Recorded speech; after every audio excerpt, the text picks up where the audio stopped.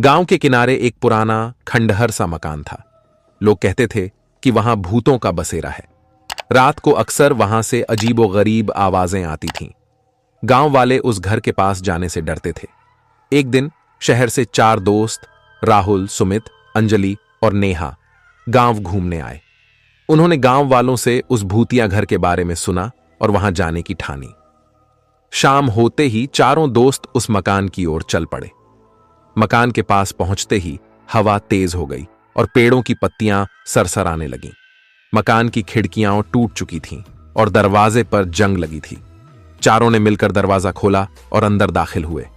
अंदर घना अंधेरा था। चारों ने टॉर्च जलाई और इधर उधर देखने लगे। अचानक नेहा ने महसूस किया कि कोई उसके कंधे पर हाथ रख रहा है। उसने मुड़कर देखा, पर वहां कोई नहीं था। वह डर से कांप उठी। तभी सुमित की टॉर्च अचानक बंद हो गई और चारों अंधेरे में डूब गए। तभी मकान के किसी कोने से एक धीमी भयानक आवाज आई, तुम यहां क्यों आए हो? चारों ने डरते डरते आवाज की दिशा में देखा। उन्हें एक धुंधली आकृति दिखाई दी। आकृति धीरे धीरे उनकी ओर बढ़ने लगी।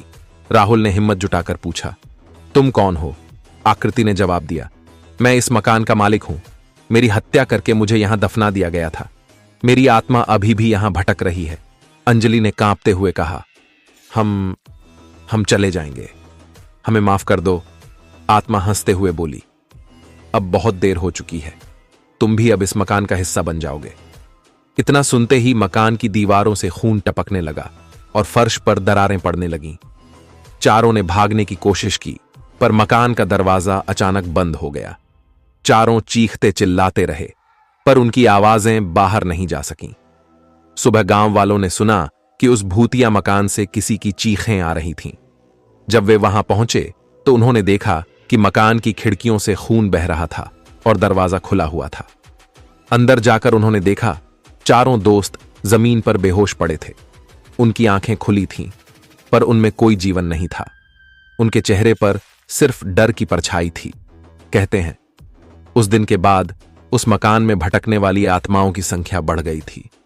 कोई भी उस मकान के पास जाने की हिम्मत नहीं करता था, क्योंकि जो भी वहां गया कभी वापस नहीं लौटा।